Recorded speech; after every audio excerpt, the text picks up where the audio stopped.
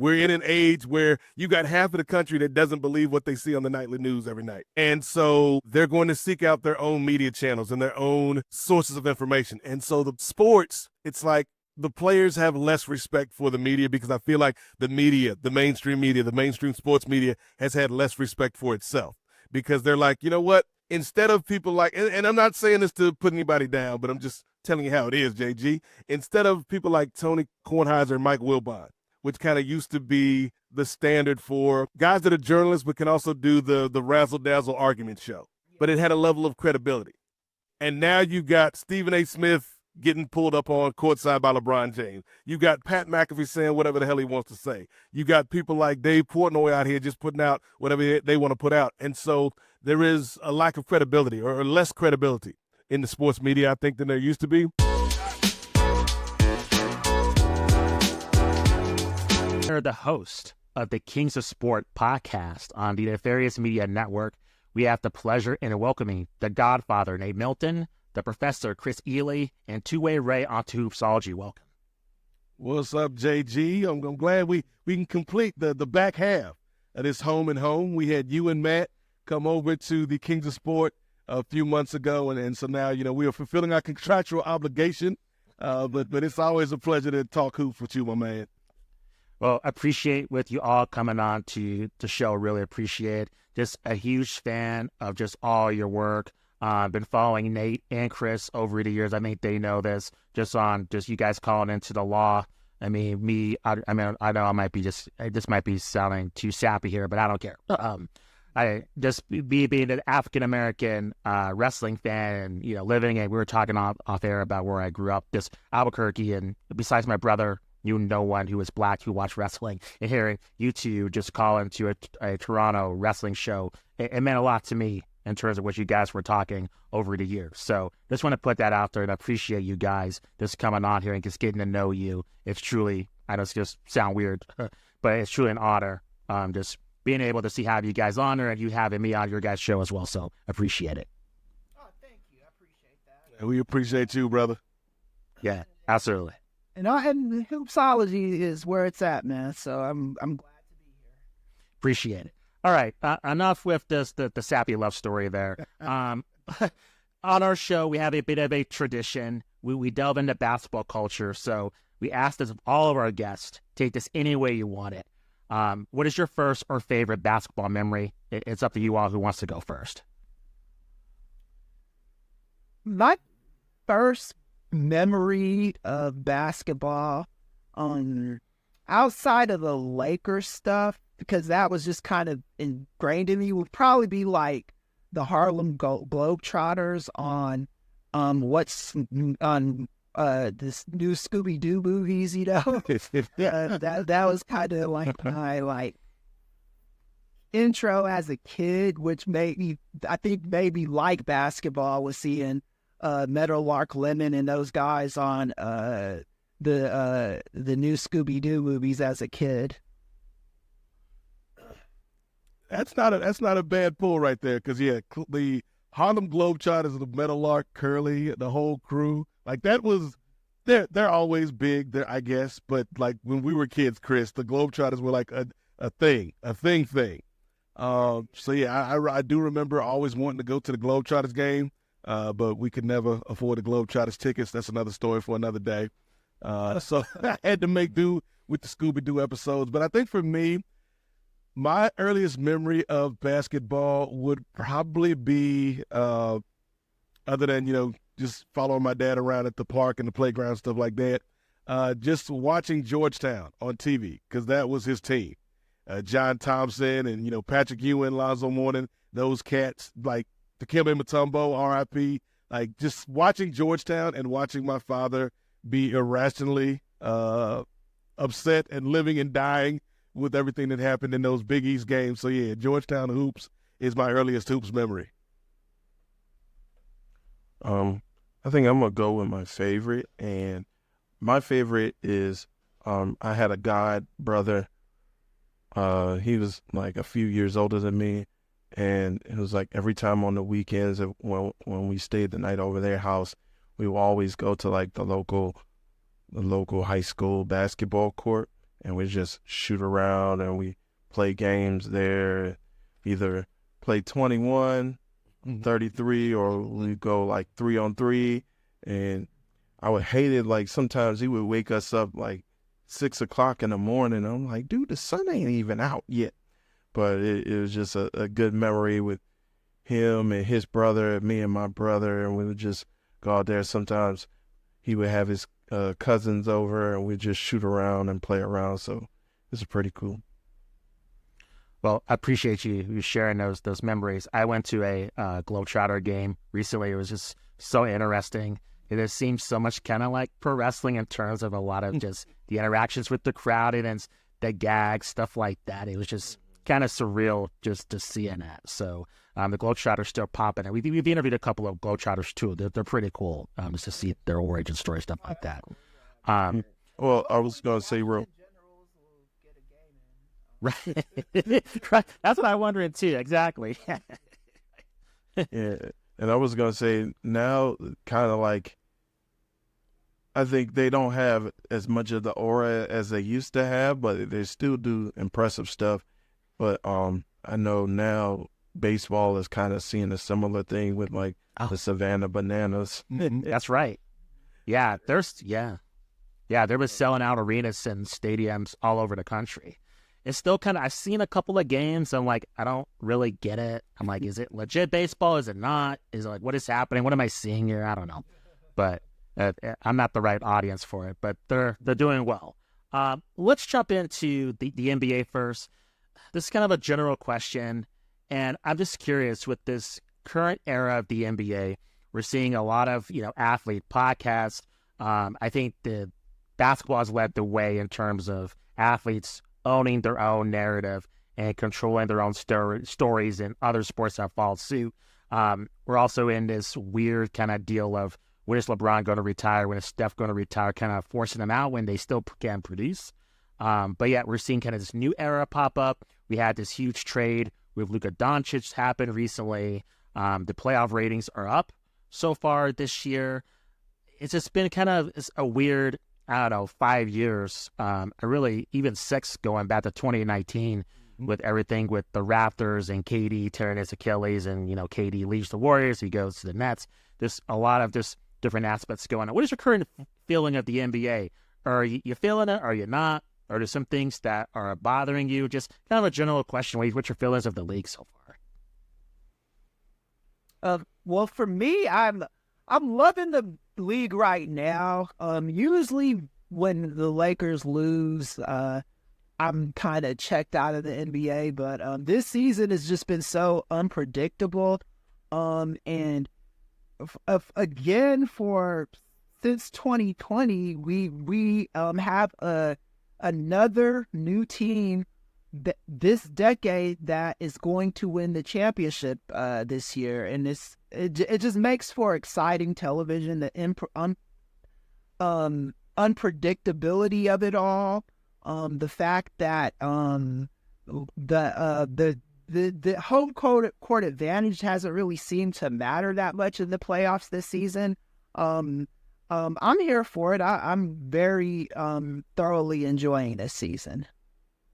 Yeah, I'd agree, Kris. I think that this last 5, 6, 7 years of the NBA, it kind of reminds me of a scene from a movie that is not good, but it always makes me smile, Justin, and that is Eddie Murphy's Norbit.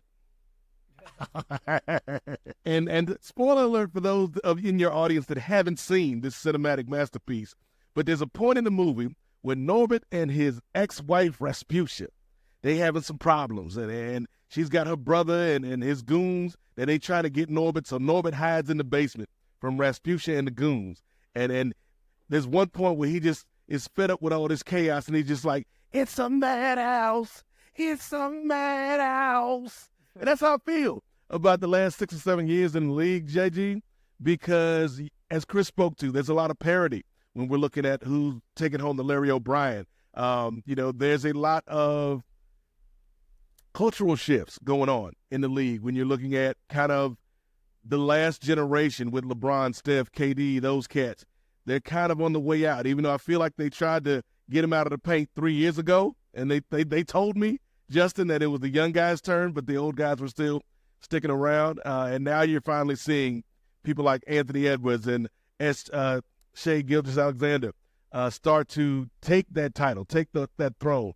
The Knicks are good and relevant again, which is something that we haven't been able to say for at least 2 decades. And so I think this is good chaos. It's good madness. As Kris said, like, he's a Lakers fan. Like, he should be just on Venice Beach somewhere, just drowning his sorrows in a mojito.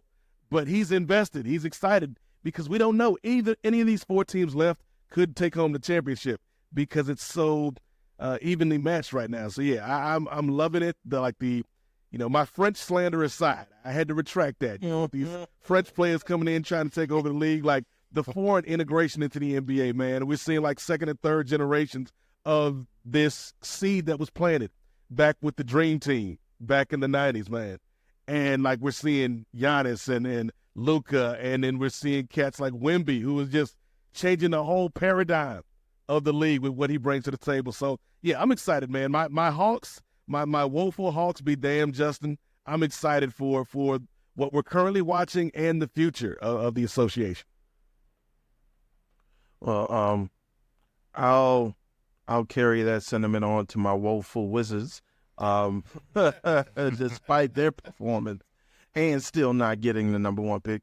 I think because I think it's interesting because we have some tremendous ball players in the league right now, but it seems like, especially with all the, I guess, uncertainty in the air as far as like the TV deal for next year, I think it's going to be NBC, but that stuff is going to be shifting over, and then inside the NBA, most likely no longer being a thing or something completely brand new is going to be a part of it. I think we're kind of losing. We were just talking about the Globetrotters and the Savannah Bananas, and I think those teams or those entities, they're trying to bring the fun back into that particular sport that they're a part of. And I think with the NBA, I think the fun is kind of lost. Like, we don't have those big personalities. Now, we have superstar players and superstar athletes, like SGA is phenomenal, and Jason Tatum is phenomenal, but it's like, where's those personalities that used to jump off the screen like back in the day in the 80s and the 90s? Like, you didn't even really have to be like a superstar to be like an interesting personality. Like, we had Dennis Rodman, and some people do kind of consider him a superstar, but he was a tremendous defensive player, but he had some personality and he brought eyeballs to the league. And even with a Kobe, who I'm not the fondest fan of, like, even in, like, I ain't going to badmouth the man as he's passed on, but I wasn't the biggest fan of him. But he had a personality, and he had like that ego and that drive in him that kind of, and after he got out the league, like, he was even more entertaining, especially with like the Kobe system stuff with the Nike commercials, and he was starting to do the detail stuff on ESPN. So I think we need more like engaging personalities to kind of push the sport a bit more forward. Like, like I said, we're kind of losing some of those personalities with the end of the inside the NBA, as far as like with Charles Barkley, of course, and Shaq. I'm sure Shaq is always going to be on somebody's television, bad-mouthing your boy JaVale McGee. But I think we do need kind of like those personalities, because especially now, I think the one guy that you can say is on the cusp of superstardom that also has a really interesting personality is your boy Ant-Man from the Timberwolves. But other than that, like, I mean, Jason Tatum, he's decent. Like, I think Giannis has a decent personality, but he's just not featured that much. And plus, he's getting a bit older as well. So I think that the NBA could use a bit more spice as far as like engaging fans, not only like us who are going to pretty much keep an eye on it. We may not watch every single game, but we're always going to keep an eye on it throughout every season, but also like the casual fan who just clicks on the TV and it's just like, oh, there's a basketball game on. But then it's like, well, I don't know about this player. It's like these guys are kind of boring with their like post-game press conferences and stuff. And like I'm sure some of these guys have personalities. Like I know Jokic has a personality. I think he just like, I'm at work. I don't need to show you. Yes. I don't need to show my personality while I'm at work. Well, So- part of that, Ray, is part of what Justin brought up earlier, is that there's a reason why you're seeing so many current and former players look into the podcast space, because that's a media that I can control. Versus if I'm Anthony Edwards, and we saw it this season, Anthony Edwards says something that was, I didn't think he was out of pocket, but there was some in the media that thought he needed to be more humble. And, you know, they kind of beat the personality out of him. And so it's like, it's a chicken and the egg. Like, do you want these guys to have personalities? Do you want these guys to go out there and put on a show? Well, if you want that, you also can't have Stephen A. Smith and Colin Cowherd and people of that ilk, JG, just railing against these dudes 24/7, because then it's like, well, you know what? I'll just start my own thing and I can say what I want to say over there like Draymond did. Do you think athletes are, in this day and age, just they're not going to put up with abuse from the media compared to maybe the 90s and the 80s, the rise of sports talk radio, where, hey, it's just part of the culture and then they'll just kind of deal with it. Now you have athletes just fighting back, like you're saying, Nate, like we're not going to put up this anymore. And, you know, the access that we're going to give you now, you're going to talk crap, then you lose that kind of insight into my world, that vulnerability. That's gone now because, you know, you were coming after me. I mean, we'll talk about that later with the WNBA because I think that's a lot more prevalent in that league. But just curious because you guys are right in terms of there seems to be a disconnect between a lot of the stars in the league compared to casual fans. And I think another aspect of that is, you know, Tatum and Brown, for instance. The Celtics were very favored to, you know, go to the finals again. Their performance wasn't really that great. I mean, I know Tatum got hurt, but even before then, I mean, the Knicks were putting it on him. So I'm just wondering, you know, both those guys, we've heard rumblings about them complaining about not getting opportunities and being the face of the league, but you guys have a loaded team and they let yet an inferior team beat you. And honestly, even with Tatum out, I mean, Jaylen Brown, isn't he supposed to be, you know, 1A, 1B, and then you lose? I mean, what else do you say? I mean, same thing with Anthony Edwards. All these comparisons, but he's the next Jordan. They lose to a Dallas Mavericks team that no one was expecting to go to the finals. So, I mean, these guys got to win too. Is that right? Or It's a couple things, JG. Like, yeah, I think when you look at the media aspect of it, like, yeah, it's not like it was in the 70s or the 80s or the 90s or even the early 2000s where, you know, media was a bit more respected by everybody. We're in an age where you got half of the country that doesn't believe what they see on the nightly news every night. that's true. And so they're going to seek out their own media channels and their own sources of information. And so with sports, it's like the players have less respect for the media because I feel like the media, the mainstream sports media has had less respect for itself because they're like, you know what? Instead of people like, and I'm not saying this to put anybody down, but I'm just telling you how it is, JG. Instead of people like Tony Kornheiser and Mike Wilbon, which kind of used to be the standard for guys that are journalists but can also do the razzle-dazzle argument show. But it had a level of credibility. And now you got Stephen A. Smith getting pulled up on courtside by LeBron James. You got Pat McAfee saying whatever the hell he wants to say. You got people like Dave Portnoy out here just putting out whatever they want to put out. And so there is a lack of credibility or less credibility in the sports media, I think, than there used to be. But then the other side, the other part that you asked about in terms of stars and why aren't they connecting, I feel like it's because, again, 3 years ago they told me, JG, they told me, I don't know who they are, but they told me that the young guys were taking over the league. But LeBron James, Steph Curry, KD, they're still the most popular players in the league. They're still the guys that get the most eyeballs. They're still the guys. Like, LeBron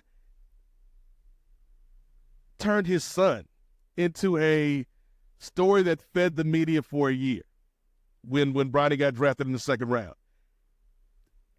Bronny James got more attention than somebody like a Jalen Brunson in the offseason. Bronny James got more attention than somebody like a Chet Holmgren in the offseason.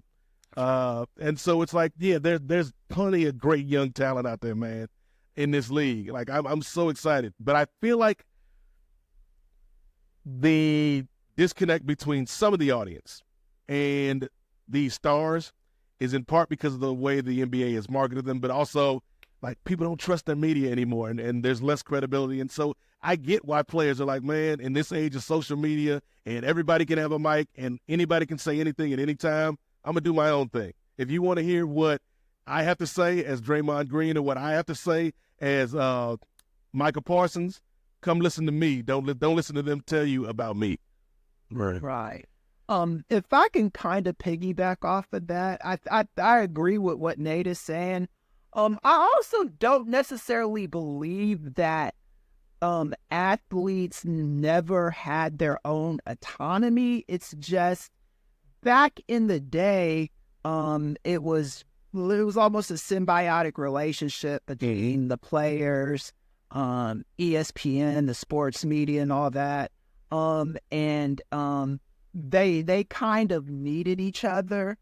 Now we live in an era where the news journalists that represent sports, not all of them, but a few of them, they often insert themselves in the story. Like Stuart Scott was like one of the most colorful, funny, like affable people to ever broadcast sports. But he was never like the story. You never heard of Stuart Scott beefing with LeBron or beefing with Jordan or beefing with Larry Bird or anything like that. And now you got these, journalists that kind of step outside of their duty, like a Skip Bayless or a Stephen A. Smith, and they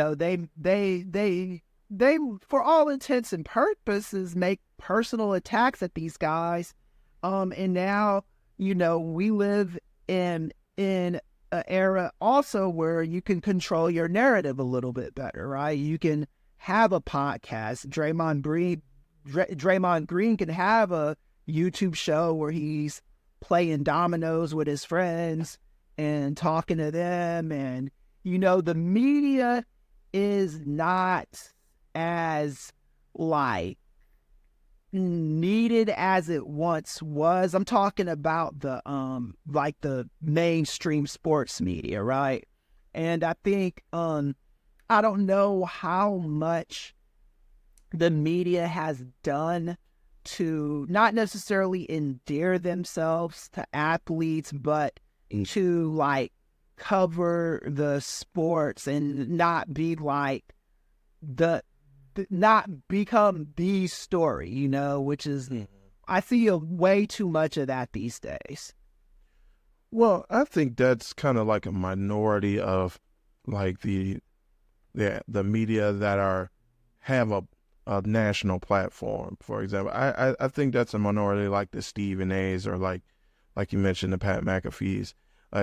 And I think that the athletes, in turn, they see those big time talking heads, and they think the entire media is like that. Mm-hmm. For example, I think there was I don't want to say it was a beef, but there was and not exactly a contention, but it was between Kyrie Irving, and I think it was Dave McMenamin, who used to just be there in the post-game scrums, and just McMenamin was asking decent questions, but I think Kyrie was thinking that this guy is just coming at me combatively, so I'm going to respond in sometimes, but then in other times, Kyrie would loosen his guard down a little bit, and he would acknowledge Dave and be like, "Oh, you're my guy, man. You're my guy."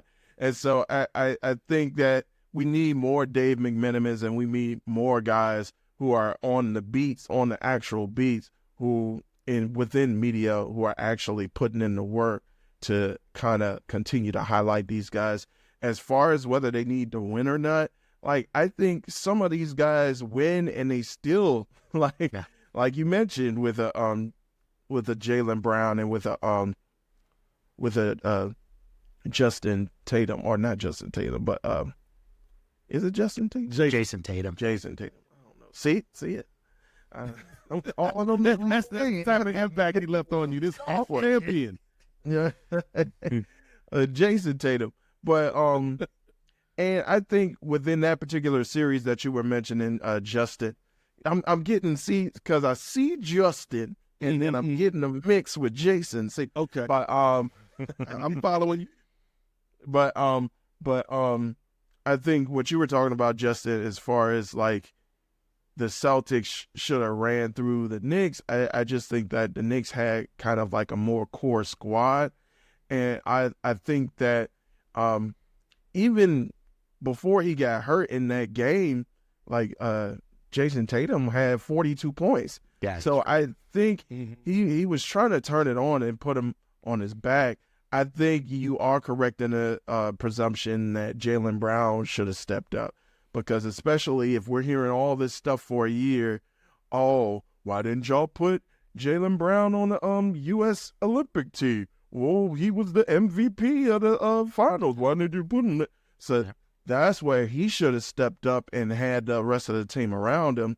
And then also, don't forget to put a bit of the onus as well on Joe Mazzulla as well, as far as like no new adjustments. It's just like, we just gonna keep on shooting. So, but I think in that regard, I think even if you win, you still gotta create that avenue in that lane for more eyeballs to see you in a different light.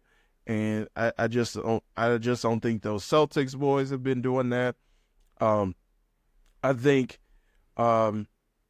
Anthony Edwards is doing that to an extent, but I think when you guys were mentioning, like, if some people try to come out of their shell and then the media kind of bashes them back down, and so they feel more reserved or they feel more reluctant to come out of their shell, I think in some instances, like a John Morant, it's like, yeah, brother, you need to tone it down. It's like, I don't know, why are we doing gun celebrations, brother? You ain't learned your lesson. But then he went to the grenade celebration, and I was like, I like it. So I think you got to find your lane, and I think you just got to be able to show your personality in other ways and be able to be out there. And I know you were mentioning as well, like all of these kids, especially coming up, like when I was hearing about Scoot Henderson and him having to do like media training when he was like 10, it's like now these kids who know that they're going to be stars, like they're being groomed, not in that way, but being groomed at a young age to deal with the media and to say a lot without saying nothing. And I think that's where we're kind of losing like the personality of the league with the kids that are coming up. Yeah. And I've never been the hugest fan of the way the media interacts with sports stars. Just like when you especially after you like lose a big time game and you like emotionally distraught and you gotta go in front of the camera and conduct a business as usual interview. I've never thought that was fair, even before this age. And I also think athletes have to understand, and maybe they had a better grip on it back in the day. I don't know. But the media is not there to be your friend, you know? And as the sooner you understand that about them, the better you can go about your business in dealing with them. You know, they're there to report stories.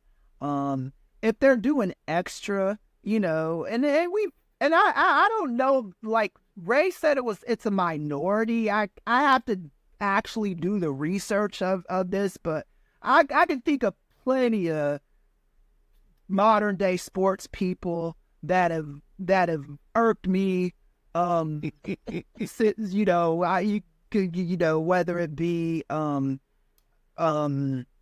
Rob Brown, what's the guy's name? Not Rob Brown, but like a lot of these cats, man, like Michelle Beadle. I never really liked interacted with athletes. Sage Steele. And we ain't gonna talk about Sage. Yes, yeah, Stephen A. Smith, Skip Bayless. There's so I mean, yeah, I don't know exactly the stats or the numbers of it, but I think that athletes do have to you do have to prepare yourself with a thick skin, and be able to kind of, you know, if as long as they're talking about your game and the game of basketball as it pertains to you, and you know, that's fair in my opinion.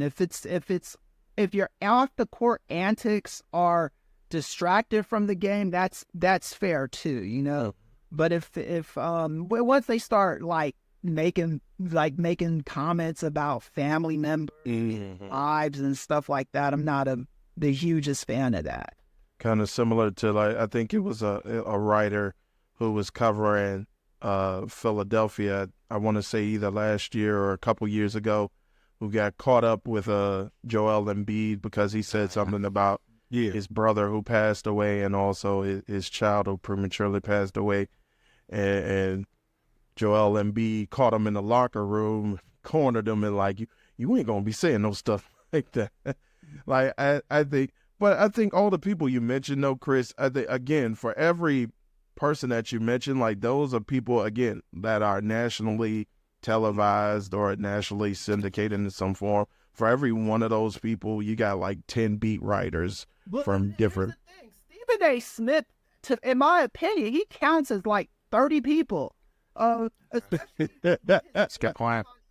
ESPN, he's like he everything on ESPN in 2025 goes through that man. You know, he's got. I don't think he's got any like real power. I mean, I think the real power at the House of Mouse is you know, what's his name? Bob Iger and other people. But I mean, Stephen A. Smith is if you're friends with Stephen A. Smith, you can get a job on First Take, as is the case with Shannon Sharp, you know? Yeah. No, that's an excellent point, because I feel it really is a war with what Ray is saying, what Kris is saying, between, we've interviewed a lot of beat writers and journalists who are young, who are covering these teams that are developing new media. And even here in Denver with the NVR and other, it's kind of like a sports bar / sports network type of deal.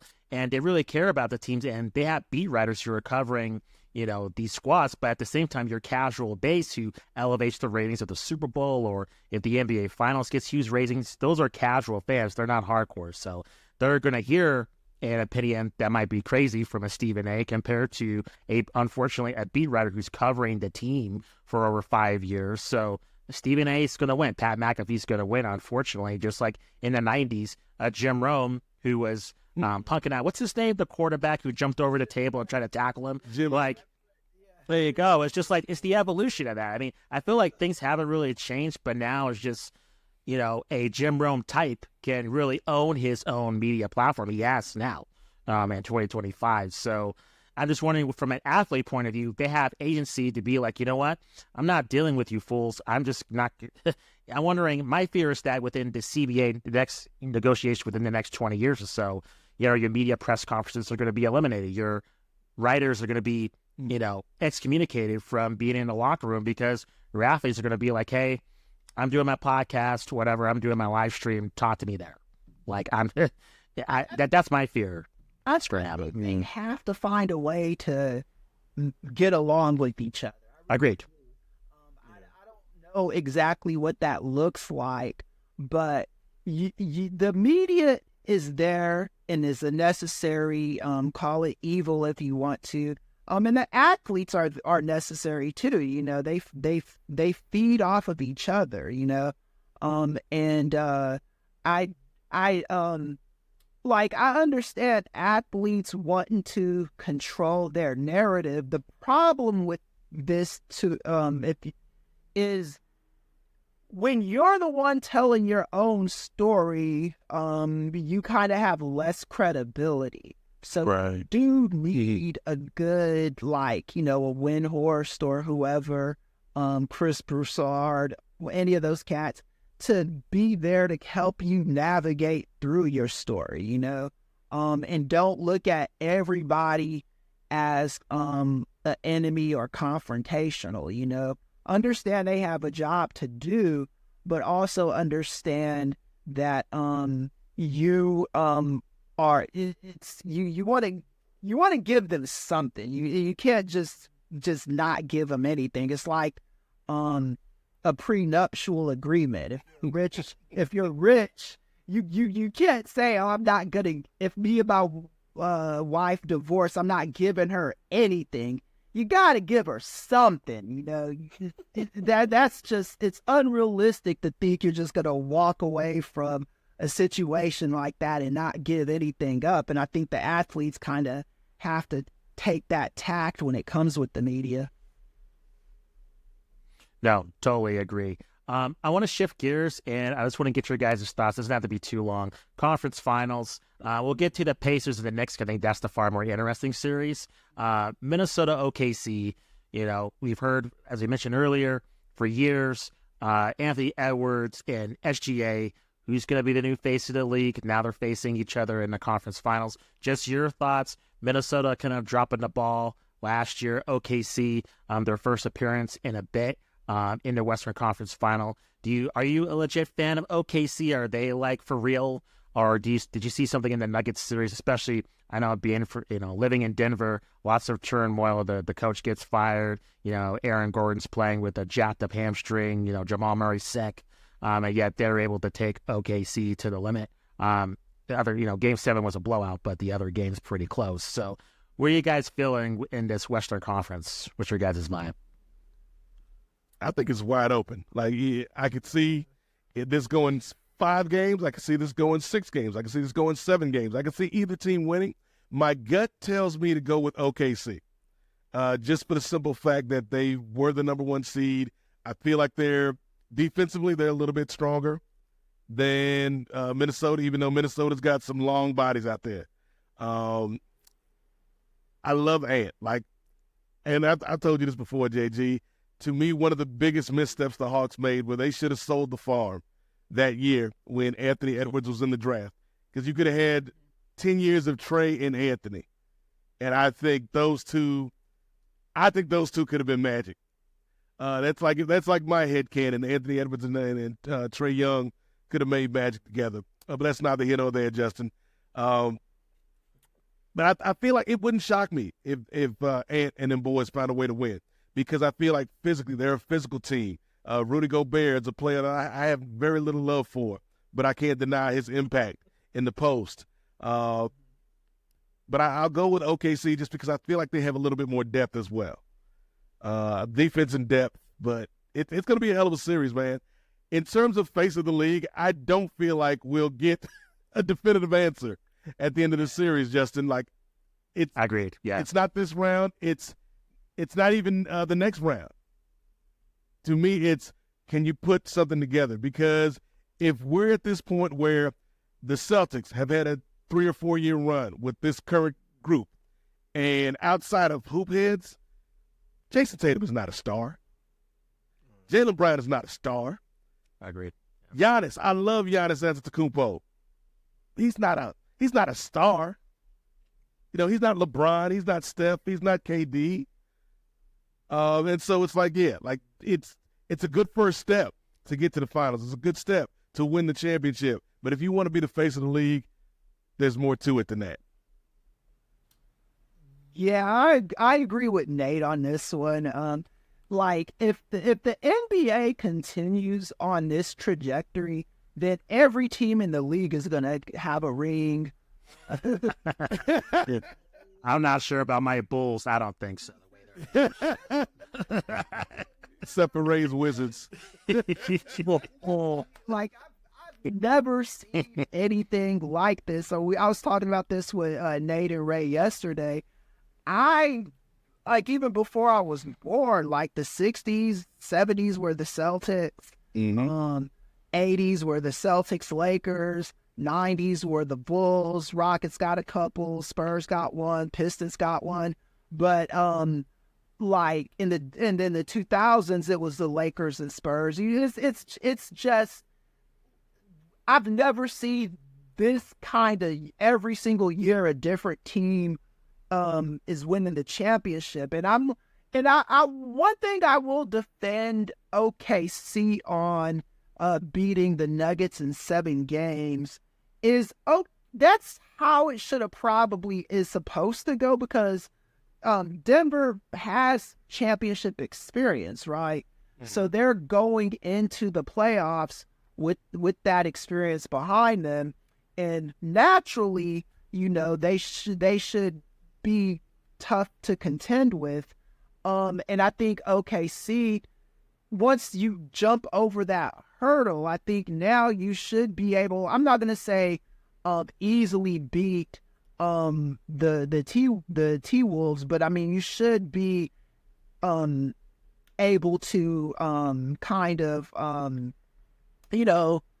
win in advance, especially after all of those games that they won in the regular season. I mean, I for that reason, I do pick them to go to the finals. I'm not confident of I'm not that confident picking anybody this year, but I expect them. And just for I've got so many family members that live in New York City. All my Jamaican family members are there in Miami. But they're all Knicks fans. Even the ones that live in Miami are Knicks fans. So they've been waiting for this for a long time. So I want to see them get to the playoffs. To the finals. It'd be nice to see them win. I think that's a better story. I think that's probably better for the league if the Knicks make it to the finals. I'm also expecting some feelings of deja vu with the Pacers and Knicks playing each other in the playoffs as well. That's a series that sticks with me as when I was like from my childhood. It's like. That's one of the, Reggie Miller scoring those like 8 points in like how many seconds was it? It was ridiculous, man. But I'm looking forward to it all, man. Yeah, I tend to side with Nate as far as Oklahoma City pretty much having the depth, also having the length, having the size advantage, I believe. Even when you do throw out Rudy Gobert out there, it's just they have the mobility to move around as well. And also, it's kind of like we've been seeing the X factor as far as with Alex Caruso off the bench, who's been playing really good ball. Agreed. Well, and kind of being that leader, because I know in earlier episodes of the Kings of Sport that we would talk about where, well, do these young teams have like that veteran presence that can help them make it further and further along in the playoffs? And I think he's becoming more of that for them. And so I think I would tend to go along with OKC as well. Only thing that's giving me reservation, and you kind of mentioned it, Justin, as far as Anthony Edwards not being able to get it done last year, but I don't think that's all on him. And I think we got to consider, first off, with that team last year, they had Karl Anthony Towns, and he was most likely kind of holding them back within that series as far as not being able to get around and to make things happen. And now he goes off to New York, and he's making things happen in New York. I'm like, why couldn't you do this with Minnesota? And now that puts more of the onus this year on Anthony Edwards, hence that having to get like the 6th seed, but he was still able to pull them together and now getting them back to a second consecutive trip to the conference finals. So I think he has a lot on his table, and I think that he needs somebody to kind of step up to help him out within this series if they're looking at trying to advance to the finals. He needs somebody else on that team to step up. I know Julius Randle, I think, has been the only other person on that team to score over 20 points a game in the playoffs. So, or to average over 20 points a game in the playoffs. So I think he needs more people to kind of step up. I know Naz Reid has been kind of coming through for them as well off the bench, but they need a lot of help if they're looking to get past this young upstart OKC team. Yeah, Right, look, they make some good points, JG, but the crazy thing is this could all blow up if Ant goes off. Like, that's how close this series is. Like, all it takes is a Shea game or an Ant game, and we're having a different conversation. It's true. Totally agree. I want to shift to the Knicks and the Pacers. The battles of two fan bases. Kris mentioned it, just a huge rivalry in the 90s. Before we get to just the series itself, what do you make of the Knicks fan base? I mean, I don't know if you've seen the clips on social media, just harassing a Pacers fan. Like, I think he's a firefighter. I think today Tyrese Haliburton gave him tickets to, like, Game 4 or something. You're just getting pelted with trash just walking down the street. I think Knicks fans have taken it a little bit too far. Like, don't kill the other team. Like, I feel other opposing fans should go watch the game at Madison Square Garden in peace. I mean, that's a little bit too much. Yeah, it is. Yeah. Fans doing that kind of stuff to these athletes. Yeah, I will say this about the Knicks fan base. I know how they feel because we're kind of we've reversed because, you know, I've been waiting for decades for the Dodgers to win the World Series. I mean, we've got the pandemic ring, and I do count that, but, you know, for it to actually happen and go into a parade and celebrating the Dodgers and your lifetime winning is a big, big deal. And those Knicks fans have been waiting for this forever. They have.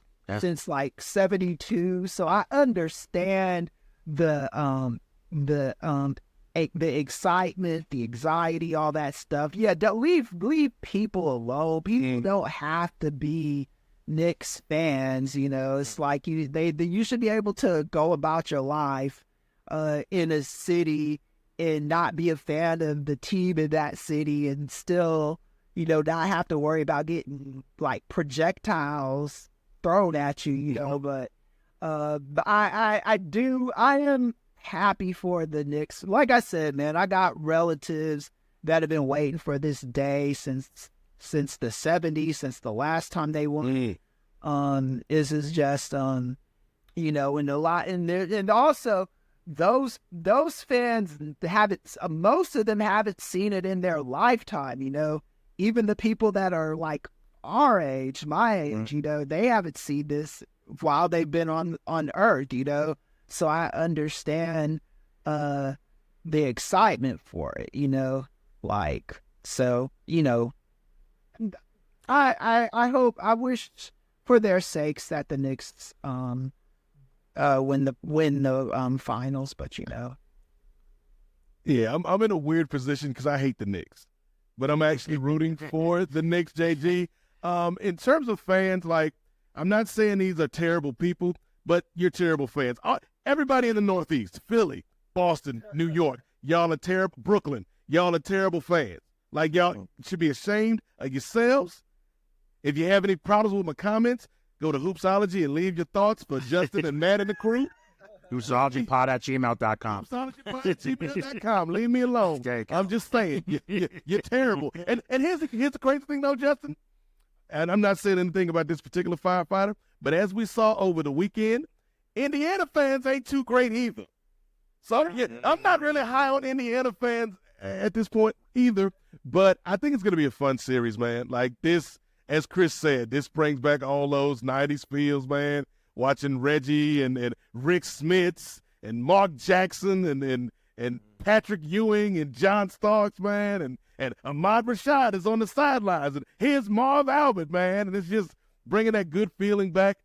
I love this Knicks team. I love this Knicks team because Jalen Brunson has kind of made himself into a top-flight superstar. And I don't mean a superstar in terms of people that know him, like he's not LeBron or KD or Steph level in that respect. I'm saying in terms of his game. This is a guy that people in Dallas thought, he's not worth the money. He's not worth the money. We should trade him, see what we can get for him. Goes to New York and has some good seasons, but it's just like can't do it all by himself. Then they get Mikal Bridges, they get Cat, and it's like, yeah, this works. And I like this team, man. Tibbs is a coach that, despite the fact that he runs his players into the ground, I like Tibbs. And so, yeah, like I'm in the weird position of rooting for the first time in my life for the New York Knicks, and it would be a cool story to see them beat the Pacers. It's not going to be an easy task, though, because as we saw with Cleveland was the number 1 seed and got demolished by this Pacer group. Tyrese Haliburton is a killer. Turner is a nice compliment. They've got some pieces. They're a well-coached team. I'm looking forward to it. Like, I think, again, any of these matchups, JG, I think whether you're talking about the East or the West, we can have a number of different combinations. Like, it could be OKC and the Knicks. It could be OKC and the Pacers. It could be the Knicks and the Wolves. Like, I could see any of those scenarios happening because the teams are so evenly matched. But in my heart, I'm rooting for the Knicks, even though their fans are terrible fans. I'm not saying you're terrible people, but you're terrible fans, just like the people in Philly and the people in Boston. Boston is a whole other reason. Y'all got some extra stuff layered in with your terrible fandom, and you know what it is. I think it's because you live in the Northeast and it's cold and you're miserable. And but find some love, find some joy in your life. Stop messing with people at the games. Leave these people alone. Yeah, and I want to say this real quick. The Knicks have, for it seems like decades, they've been dealing with a lot of like fool's gold coming to their team, and the person's supposed to be the one that lift them up. If it wasn't Amari Stoudemire, it was Carmelo. Don't do that to Melo, Kris. It's just so many different like people. Porzingis. York, Porzingis, yeah, that were supposed to be the guy or guys to elevate them, and I think finally they do have legitimate people that are elevating them. Because when was the last time they were even in the conference finals? Like that's been a minute. It's been a minute, yeah. Man. I understand but yeah, you can't be doing that kind of crap. I heard a Knicks fan on a podcast the other day, Kris, say, and so he is 50 years old. So you got to do the math. So in his lifetime, he said the happiest he's ever been as a Knicks fan, besides right now, was when they signed Carmelo, because he was excited. He thought Carmelo was going to do big things, and Jeremy Lin with Linsanity. That's it. That's it. Those are the happiest moments in his life as a Knicks fan, other than now. So yeah, the Knicks fans have been long suffering. So again, I'm rooting for the Knicks. I'm rooting for Spike Lee. Okay, I'm rooting for that Knicks fan. Spike, I need you to get a chip, brother. Yeah, he's in France right now. I think he better catch a flight. He's scouting new talent. Right. That's right. Right. Now that's true. Right. Shifting gears, I want to talk about the W. I know all three of you are huge fans of that league. The league just kicked off. Lots of great storylines, lots of retooled rosters. as usual, before we got on air, we were talking about just the foolishness, the discourse around Caitlin Clark and Angel Reese. The Fever played the Chicago Sky in the season opener with the Fever destroying the Chicago Sky, but no one cared about that. It was just about the foul of Caitlin Clark and Angel Reese, a normal basketball play, something you see a million times all the time if you watch basketball, but people that don't watch sports think it's some kind of heinous crime. But what do you guys think of this season overall? Are you worried based on this weekend with the discourse that we've seen as recorded of this podcast, from football players going at each other, from Nate, what you mentioned with Dave Portnoy? This is just the first weekend. Can this improve? I think it did last year with just the discourse. I think it started to get a little better, but we're not off to a great start in terms of what we're seeing online. Just kind of your thoughts on the actual basketball and then the attention of what this league is going to go through this year. I thought Paige Beckers was coming to save us from this, JT. I thought, come on, Paige. I thought you was going to rescue us from this. But here's the thing, Justin. I thought, obviously you're not going to get all of that crap out of the game. Like that, because you can't get all that crap out of people. And, fans go to the game. You're going to get some of that. I think what makes me disappointed is I thought we had worked through all of this as a fan base. And the folks that were in this for not the right reasons, the folks that weren't in this for the basketball, the folks that weren't in this to actually support Caitlin but wanted to use Caitlin Clark as a weapon, as a vehicle for their agenda, which is a hate-based agenda. I thought we had gotten at least, obviously we can't get all of them out, but I thought we'd at least weeded out a lot of them. But no, they're back, Justin, and it's sad because there's so much good to talk about, man. Like the Fever, they have put a super team basically, like in one offseason, created a super team around Caitlin Clark and Aaliyah Boston. DeWanna Bonner's in the building. You got Sophie Cunningham in the building. And again, I've nothing against Sophie Cunningham as a player, but I think her personal views kind of feed into some of these fan views, and so it's kind of a thing. I knew bringing Sophie to this team is going to do wonders for the court, but in terms of the piece of these players, I don't like it. Kelsey Plum had a great opening weekend for these Sparks. Like, I'm really excited about the Sparks, man. I think Kris got a team. I'm not saying they're gonna make it to the finals, but with Kelsey, Rakia Jackson, Cam Brink is, once she gets back to full strength, this is going to be a team that people are going to have to reckon with. The Valkyries. Great. The Valkyries. They're here, Justin. The Valkyries are here. We should be talking about the Valkyries. But no, we're talking about this foul. And again, like you said, it's just a regular foul that happens in every game. I don't even think it was a flagrant foul.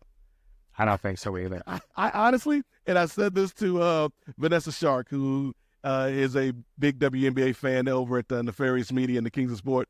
I was like, I think it was just a common foul, but they bumped it up to a flagrant. That was the racism tax.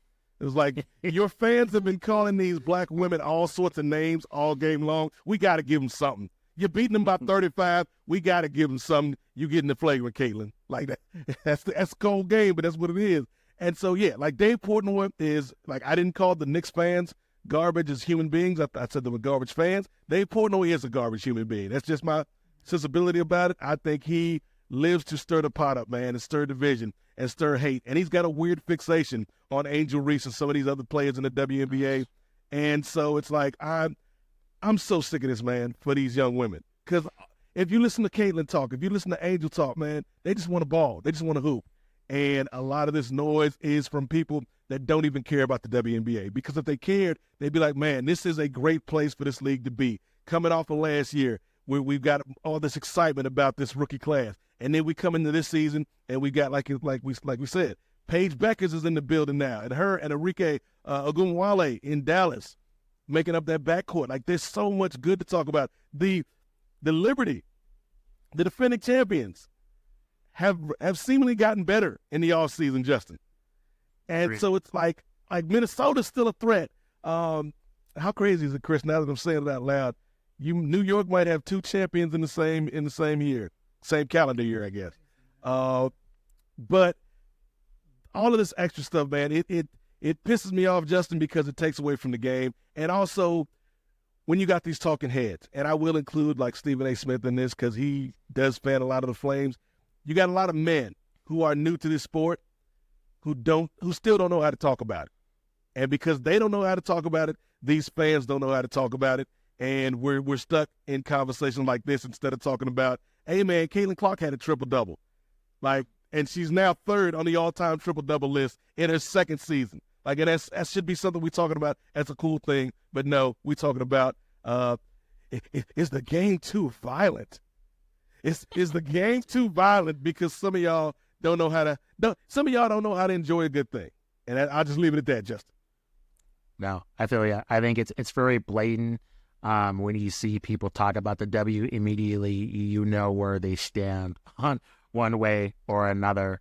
I mean, the hypocrisy is just ridiculous because all the time we hear in the men's game, it's like these guys, they get along, they like each other. And now when you have rivalries and intense basketball, it's an issue and it's a crisis. Yep. And it's an issue every game. It's pretty ridiculous. So let's talk about what's happening on the court. And you mentioned the Liberty. I think they looked fantastic. I mean, to me, with Natasha Cloud, she was awesome in the season opener. Just where are you seeing in terms of, who's going to kind of make some noise? Do you think the Fever are for real with the retooled roster, or do you think it's still going to be like the Aces, Minnesota, the Liberty, or do you think there might be another team that might be a surprise, you think? Oh, and don't neglect to mention my Mystics. That's right. They're 1-0. 2-0. That's right. That's true. That's right. Knew he was going to try to sneak some Mystics talk in. The curse is broken. The curse is broken. The curse of Atlanta Deladon. Atlanta Deladon curse is broken. This is what I told Ray on our show, Justin. Like there's a curse upon the Mystics because Atlanta Deladon, one of the greatest players in WNBA history. Y'all was so bad as an organization, y'all made that lady retire. She was like, you know what? I don't even want to do this anymore. I'm just going to go home. She just retired instead of coming back to play for your Trifling organization, Ray Williams. We don't need her. We got that girl, Sophia Citron. Bye-bye, Atlanta. We'll see during when the playoffs come around, Ray Williams. 500. That's true. Enough for me. That's all like. Yeah. Well, we'll have to see how it plays out. But it's getting exciting in the W. I think with the Sky, I don't think that beatdown was indicative of how they're going to perform. I was disappointed, to be honest. It is a shame that I disagree with them getting rid of Teresa Weatherspoon. I thought that was a terrible firing. Hopefully this new guy can kind of, I don't know, right the ship. Apparently they're high on Coach Marsh. Apparently they're high on him. He's got some bona fides. But yeah, I'm with you, Justin. I thought for that team, particularly if you have a team that young, like if you look at that Sky team last year, who were the veterans on that team? Like Marina Mabry. And I like Marina Mabry now, even though she did betray us and left us, and she could have been part of something special. But Marina Mabry doesn't have the temperament to be that vet, that leader. And so, it felt like Angel Reese was the team leader, and the rookie shouldn't be the team leader. And I thought Teaspoon, was there kind of like she was the only adult voice. That sounds bad when I say it that way, but she was the only adult voice in the locker room because she'd been there, she'd done that. But yeah, I'm mad, man. So the Sky are my secondary team. Justin knows this. He's the commissioner of our WNBA team draft, which we didn't do this year. But we actually did a fantasy draft, which Justin is a part of, which is cool. We got a fantasy league going on. But I think when you look at the Sky, the two things that kind of hurt my soul as a Sky fan is losing Teaspoon and then Kennedy Carter. Kennedy's down in Mexico having the time of her life, and I'm like, man, Kennedy, obviously she runs a little hot, but if you can control that fire and focus it, man, I think Kennedy Carter could be a top 10 player in the league in terms of from an offensive standpoint. But yeah, the Sky just ran into the Avengers, man. You can't fault them for getting mollywopped by the Avengers, Justin, in the first game. True. They got Iron Man right there. They got Black Panther. They got Black Widow, and we got us. Of course, we're gonna get stomped. But I'm actually, and here's the thing: I hate to say it, Justin. I think the Fever have a chance to win a championship this year. Do I think they will? No, but I think they'll be in the running. And it hurts me to say, like, I don't want to see it. And it's not because I don't think they're deserving or because I don't want Caitlin to excel or Aaliyah Boston to excel. But it's like, I don't want that segment of the population that uses Caitlin as a battering ram against the black players in the league, against the LGBTQ players in the league, against players that they don't feel are worthy of attention and respect. I don't want those people to get any satisfaction. So for that reason, I hope the Fever don't win. I hope Caitlin doesn't win MVP. I hope Aaliyah doesn't win anything defensively. I hope that they have a good season, but not a great season, because I don't want those people to get any satisfaction, Justin. Yeah, it's a double-edged sword. But I was wondering, does it have to happen in order for progress to be made, though?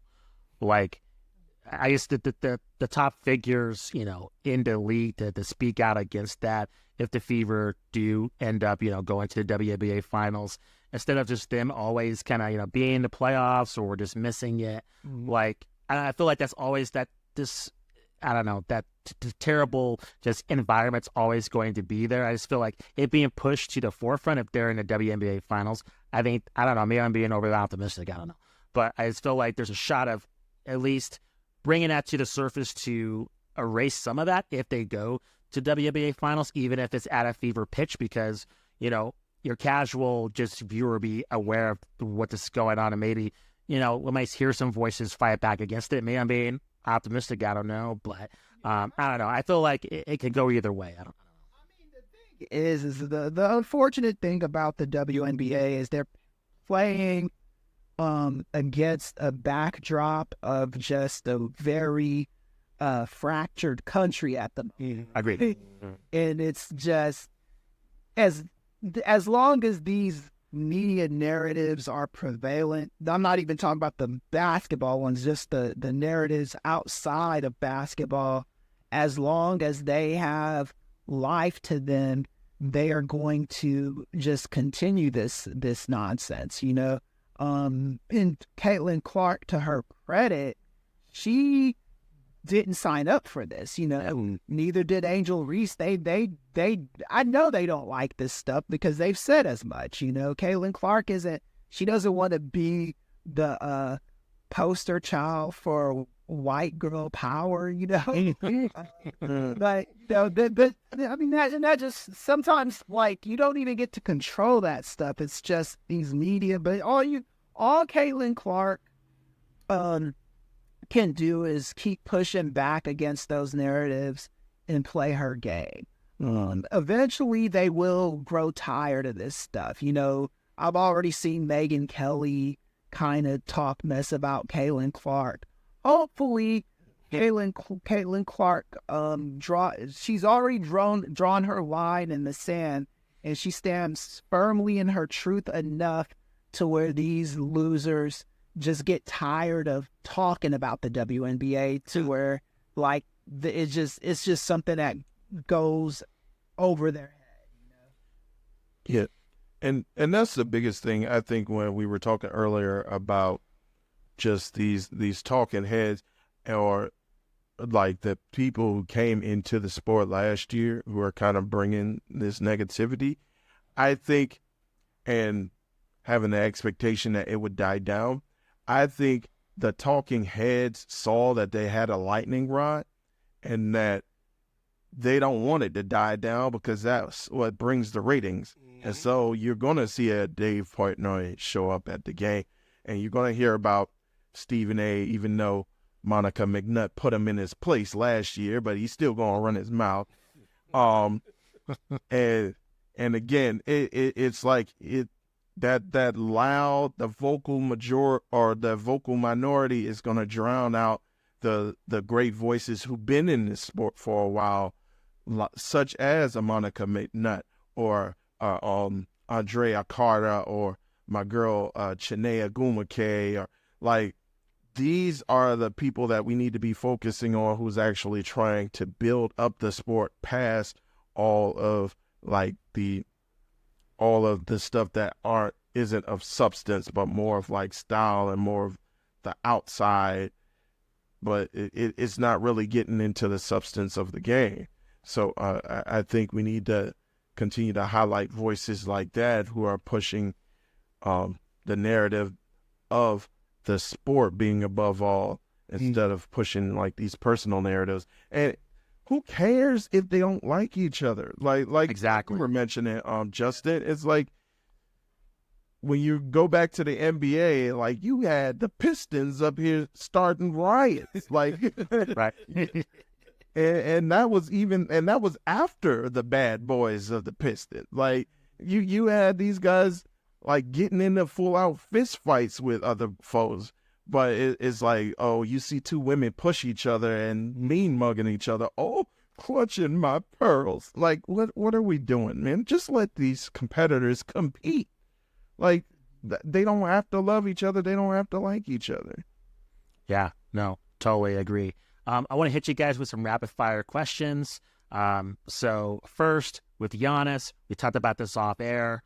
Where do you think he ends up? A lot of conjecture online. There's been a million teams thrown at him. Everybody's playing basically fantasy booking where he's going to end up. So where do you think Giannis is going to end? Do you think he stays with the Bucks? Is that a possibility, or do you think he's going to bounce? He's gone. He's done with this. He won the title in Milwaukee, and he's looking for another place to play. I think he's donezo in Milwaukee. I think that ship has sailed, fucked, and I think it's done. I see him in Houston. Don't quote me on that, but if you ask me today, I see him going to Houston.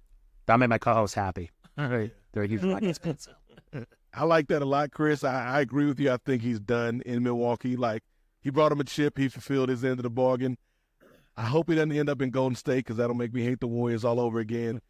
If not Houston, I would say an interesting spot for him, JG, would be San Antonio, man. Giannis and Wemby. Oh, my goodness, them big women in San Antonio are going to be so happy. Twin Towers 2.0. Yes. Yeah. It's going to be a sweep as far as whether we think he's going to stay or go. I think he's going. I also consider the possibility of him going to San Antonio, but I think somebody brought up the prospect that Nico Harrison, they were celebrating getting that number 1 pick, not because of Cooper Flag, but because they could use that as leverage to bring on down Giannis Antetokounmpo. Now, I think he would be a decent fit in Dallas, although he wouldn't match the white savior archetype that they've been building for like the last 25, 30 years. But Dallas has already said they're sticking with Cooper Flag. Oh, they could tell you anything. They said they were going to keep Luka. That's true. All bets are off this week. All I'm saying, Cooper Flag, watch your body fat, man, because they out here fat shaming in Dallas. Right. It's true. No, agreed. You should go to New Orleans, where I think they'd be much more accepting of that. Let's move on to Nikola Jokic. We mentioned earlier, bounced out of the playoffs. Denver, that's my neck of the woods, got a lot of questions. What do you kind of think of like Jokic? Do you think he's underrated, overrated? I've talked to my co-host saying like the league doesn't promote him enough. He has like a quirky personality, and I just think if he was, Nikola, Johnson, I feel like he'd be, getting a lot more hype in the basketball world. But since he is from Europe, he's downplayed a little bit in terms of his accolades and attention. Just kind of your thoughts on Jokic and kind of his long-term future in Denver. Or do you think he's a lifer here like Dirk, or do you think he'll bounce too eventually? If you ask me today, my all this stuff can change. Of course, yeah. But if you ask me today, I'd say he will a lifer in Denver. I think, I don't think he's overrated or necessarily underrated. I think he's good. I think he gets the shine that a player of his caliber should get. His team makes it to the playoffs every year, and they go deep. And he's got a ring. So I mean, You can't argue with stats. Those just are what they are. So, but yeah, I think I see him in Denver for the foreseeable future, unless they have a conniption fit like they did in Dallas. But yeah, I think he's fine. I think he's maybe slightly underrated. People know how good he is, but I don't think we appreciate how good he is. And part of that is, something we talked about last time, Justin. He's kind of got that Tim Duncan factor to him where Agreed. It's excellence, but it's this understated excellence that is not necessarily like exciting. But at the end of the game, you look up and he's like, oh man, Joker had 20 points, 10 rebounds, and 15 assists. Like, I didn't even know. It seemed like a pedestrian game, but he's out here getting triple doubles all the time. I think in terms of does he stay in Denver? Yeah, I think he's a Denver lifer unless somebody hits the Nuggets with the offer you can't refuse. But yeah, in terms of him being a star, I think it's the European thing, but also, as we've said, the NBA hasn't done a good job of marketing these stars past that LeBron, Curry, Durant generation. Yeah, I agree. I think he's staying, although, hey, Nicola, we got horses in D.C. I don't know that. What you gonna trade Jordan Poole for Jokic, man? What do y'all have that of value in D.C.? Give up everything. Give up the whole organization. We just need 4 bodies around us. I don't think Jokic and 4 of the Mystics, you're good. Right. We can take 4 people out the concession stands as long as Jokic is here. But I think he's also properly rated, although I think he can do better as far as being a guy who's like, you know what, I need to take over. Because I think that's just natural with his game to get all of his teammates involved, and that's why we kind of see like all of these triple doubles. But I think, I mean, and I don't know if he's already had it or if he just considers it just play to win. But I think he needs that killer mindset, is where it's like he needs to start taking over, and I know that he can. It just like I think he needs to take more of the onus more often, and to put the team and just be like, hey, like Bomani Jones always says, get on my back, boys, and just I will take you to the promised land. If I have to crawl out of here, I'm taking us to the promised land. So I think that he can get a bit better as far as like his mentality for the game. I mean, but you can't argue with 3 MVPs and like even though he probably won't win this season, like he's up probably top 3 in the MVP voting this season. So you can't argue with the results. Yeah, I was like, what are we doing here, Ray? Like, this man is a MVP, universally recognized as the best player on the planet. And here's the thing: you mentioned the horses.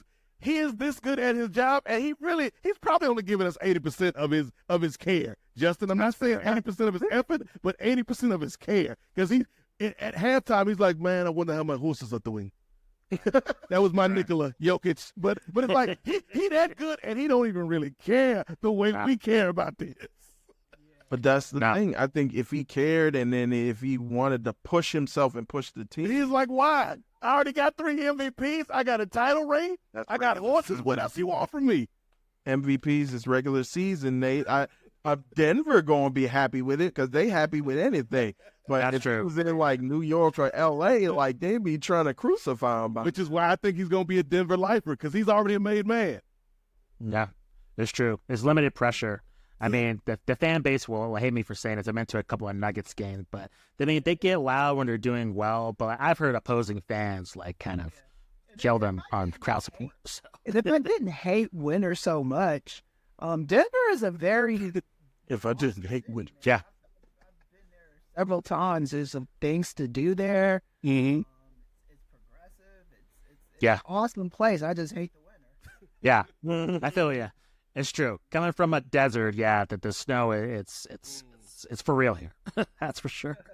You mentioned the MVP race. Are you guys kind of freaking out that we haven't heard who won the MVP yet? I mean, it's kind of, why is it a mystery now? I mean, It's weird.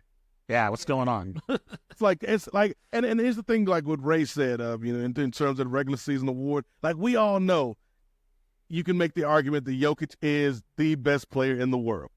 Yeah. But he's not the MVP. When you look at what SGA did this year, it's kind of like Jokic is in that boat with Shaq or LeBron or Jordan, where it's like, yeah, you can make the case every year they're the best.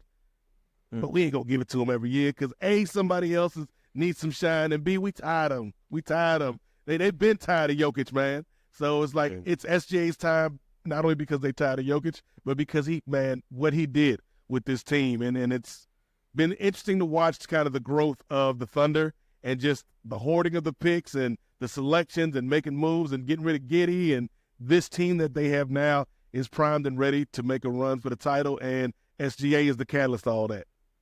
Yeah. Right. No. I'm more open to a regular season MVP for a team that loses.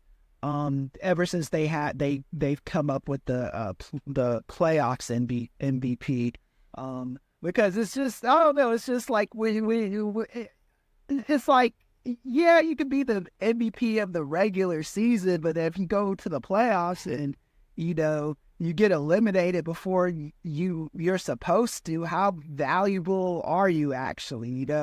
But I don't know who they're gonna pick. If it was me, I'd probably say SGA. But it's these journalists, they got their favorites, and Yeah, I am kind of worried why it's taking so long, because usually they'll have it out by like during the second round. They'll have the votes up. I remember the year that Dirk had to accept it from I don't know where he was, like at maybe Chick-fil-A or something like that. And he almost got eliminated by the Warriors, and he wasn't around to accept it. Wow. Yeah. Yeah, it's peculiar. One last question for you. It's LA related. Clippers and Lakers, you guys decided the direction. Both had a lot of hype, a lot of promise, but they flamed out in the playoffs. What do you guys make of like the Clippers, the new arena, Intuit Dome? I thought Raw looked spectacular. Did the games look okay? I think actually it's great for wrestling. It's great for concerts, but not necessarily for. I think basketball looks okay. I wasn't really super impressed. But what do you make of like both teams in terms of like their off seasons, their future? With the Lakers, they got Luka. What are kind of you're seeing in terms of where those two franchises go? The Clippers are cursed. Right. With the Clippers, every year I say the same thing about them, because every year they just find spectacular ways of pissing away seasons and playoffs, and it's then like I honestly think if you take everybody that's on the Minnesota Timberwolves and put them on the Clippers, they'd be losers. Because it's the Clippers aura. And I don't know what the answer is. You could say, oh, switch cities. They did that. They used to play in Buffalo. They used to play in San Diego. Switch names. You did that. They used to be the Buffalo Braves, and now they're the Clippers. There's no solution for them. They have to find some way to alleviate themselves of that curse. With that said, they're cursed, so I'm not even going to try to. The Lakers, they have to do some like crazy, just like they need a center, and they need to start planning the future. They need to start planning a LeBron-less future. I think I don't know how much LeBron has endeared himself to the city. I like LeBron, but you still have the people who he's never going to be Kobe, that kind of thing. Yeah. But I think the Lakers need to concentrate on getting a center, and building around Luka, because I do think he's the future of that franchise for at least the next 7-8 years. Yeah. And I'll defer to the mayor pro tem of Los Angeles's wisdom on this one when it comes to the Clippers being a cursed organization. I'm not sure about the curse, JG, but I do know your man James Harden out here. Your man James Harden out here. The emperor has no clothes, brother. We seen them cheeks on national TV, James. This one of the greatest scorers in the history of the league who always seems to find a way to not get it done in the postseason, man. And it's not just been in L.A., it's been in Philly, it's been in Houston. And it's like we all know James Harden's a good player, a great player. But for whatever reason, he's like the opposite of playoff Jimmy. In the playoffs, it just doesn't come together for James Harden. And it's crazy because they had a real shot if they could have put it together. As we said, Justin, it's kind of wide open in the playoffs this year. They could have had a legitimate run, but they didn't. In terms of the Clippers, like I think they'll do what they always do. Like they'll retool. But the Lakers, to me, is the more intriguing question because I think they were ahead of schedule this year. Like I didn't expect them to. Like they got knocked out by the Timberwolves, but I think they were ahead of schedule in terms of you bring in Luka 3/4 of the way through the season. You got him with LeBron. You got him with Austin Reeves. You got him with that young superstar standout, Bronny James, on these streets. And the one thing that's missing, like a Krispy Kreme donut, is the center. And for me, and I've said this for at least a year and a half, and Kris can verify this, man. The guy that I wish the Lakers would acquire, and it would hurt me because he's one of my favorite Hawks low-key, is Onyeka Okongwu. I think what he brings to the table, it kind of fits what the Lakers need in that he's a big who can run, he's athletic. He's not going to put up a lot of points, but he gives you what you're missing, and you don't have to give up a lot for him. I think we're going to see the maturation of Dalton Connect. Like that's a pick that I was high on when they made it in the draft, and me too. He almost ended up in Charlotte, if not for Mark Williams being Mark Williams on these streets. But I think the Lakers aren't far off. Like, yes, this does need to fully transition into becoming Luka's team. And if you've got Luka and if LeBron is your second option, that's the best second option in the league, at least for another year or two. I think LeBron James, has this Lakers run been what we thought it would be or could be? No, but he got him a chip, and he's made them relevant because there were some years after Kobe where the Lakers were not relevant. And I know that hurt Kris's heart. So I think the Lakers will be all right. That the Lakers weren't relevant? Yeah. I think J.J. Redick did all right in his first season as a coach in a unenviable position, Justin. But they just need some pieces, man. I think they can compete. They're further along than the Clippers. I'll give them that. Yeah. No, agreed.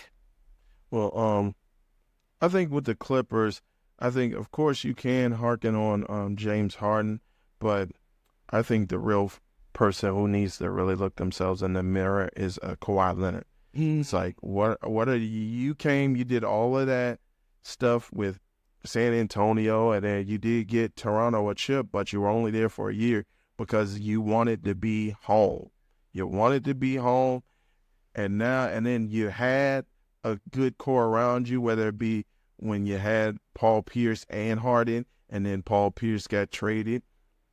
Like, this is the situation you wanted. So are you in or are you out, bro? I think that's the person who they really need to kind of look down at. And I know his body has kind of been betraying him at times, but it's like, dude, are you the man or not? Like, are you going to be here, and do you want to fight to get this team to any type of prominence? I think he's the guy that they need to be looking at.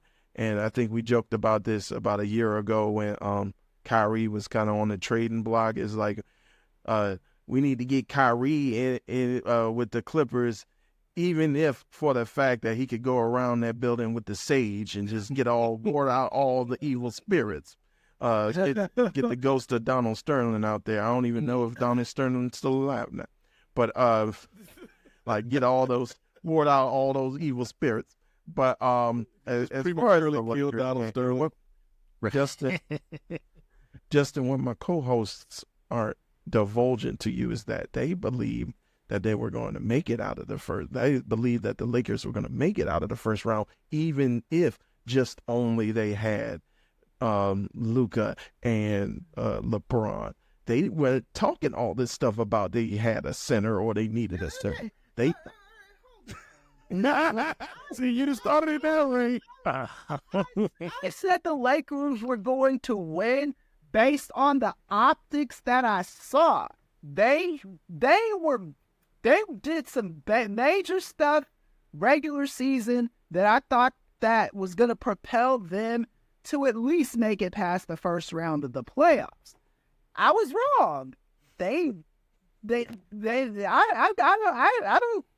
don't mind being wrong. They proved themselves to not be able to contain with the Timberwolves, and I think it's pathetic that they got eliminated in the first round, especially in the fashion that they got eliminated in. But I'm not ashamed of picking them this season. I picked them based on what the deliverables they were presenting me with.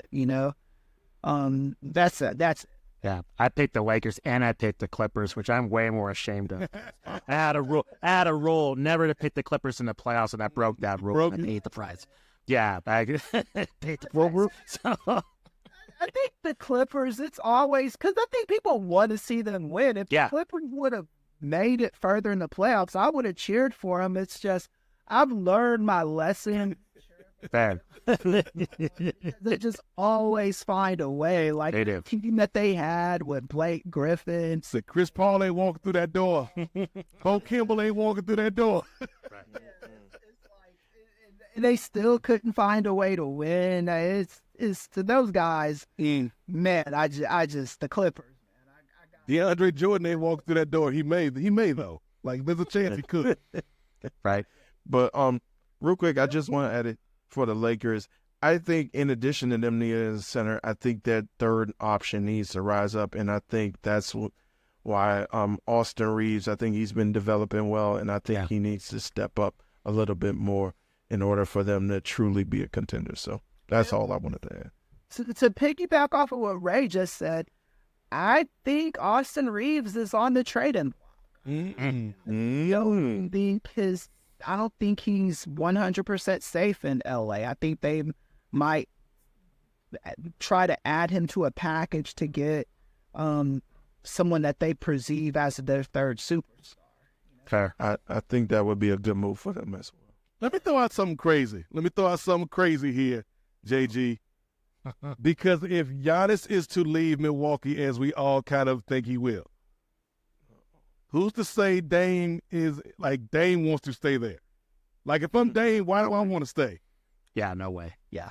And I don't know how it would work with the rotation, but Dame, Luka, and LeBron, I throw it up against the wall, see if it works, man. You heard it here first if it happens, America. There's not enough basketballs for them to shoot for all of this to be on the court. That's what they said about the Warriors. That is true. Look what happened there. You never know. That's also what they said about the Brooklyn Nets. I was just thinking. That's thinking the same. Who's the denominator in all of that? That's true. Yeah. No, totally agree. Before I let you guys go, I can't let you all leave without talking some pro wrestling. Is there any chance that we're going to see some foolishness with the WWE after the finals is over with Haliburton and Jalen Brunson? They already have the shirts. Already seen on social media where they're selling their shirts. Are you anticipating, kind of just worried that WWE is going to do something stupid after the finals is over with both these guys, just as some kind of angle? I think so. What do you guys think? I think so, and not only because they've already done it. And I thought it went over pretty well, but also because if you are a gamer, WWE 2K25. They have some upcoming DLC, and one of the DLC packs is an NBA player pack. They haven't announced which players, but it wouldn't shock me if it was Haliburton, Bruson, and former SmackDown Rookie of the Year Trae Young. Y'all forget how that man Ice Trae terrorized them folks in the Garden on SmackDown that night. But I think as long as they don't go too crazy, I think it could be fun, because I think Haliburton and Brunson are fans. And when the celebrities involved actually want to be there, then the angles usually come across better. Yeah, I totally agree. I think I think if they're fans, it does. Yeah. I think that Lincoln Park My Way That's right. that trailer with Haliburton and Brunson, if they play that during like the Easter conference, my boy, that's gonna be fire. Right. But but I think as long as they go all like within reason, and I know NBA players have contracts and they have stipulations as far as physicality. Mm-hmm. So hopefully, if only AEW had that, get off the mountain, Darby. right. get off the mountain, Darby Allin. But I think it would be fun to see. And again, like to echo Nate and Chris's sentiments, as long as there's fans and they're having fun with it, then. But all I can say is, like, I don't know, man. Haliburton, brother, you too tall to be a heel, brother. I know he was walking around with Logan Paul last time. It's like, come on, brother. You gotta be sneaky and conniving. You can't be like 6'8", sneaking and conniving. Nah, that's true. Especially that prime chain on too. And he had the brass knucks too. Beat him. Yep. No, totally true. Last topic for you all. I want to get your kind of overall vibe of how you feeling the top companies these days. As we're recording of this podcast, I believe it's the week of Double or Nothing. We're coming off of WrestleMania about a month ago. We're in this kind of, I think there's a lot of wrestling that's transpired with WWE to get a good grade on how Triple H is doing, of how in total control. I don't think he has full control. Just, Vince McMahon is his, father-in-law, so he's not totally out of the picture. But in terms of the actual business runnings, for the most part, creatively at least, Triple H does have those reigns. What's your thoughts? Are you kind of feeling this Triple H era? Is it kind of living up to what fans had last year, where it's just like everybody's praising Triple H? He's, getting all these flowers, and now the public sentiment has kind of shifted in terms of people feeling WWE. And then with AEW, seems like, a little bit of upward momentum with some attendance, and they're heading into this latest pay-per-view. The women's division seems like it has some energy to it. So what are you guys feeling at this point, kind of with the pro wrestling world overall? For me, I give WWE a B-. Now, keep in mind, in the McMahon era, I gave them a F. Right. I agree.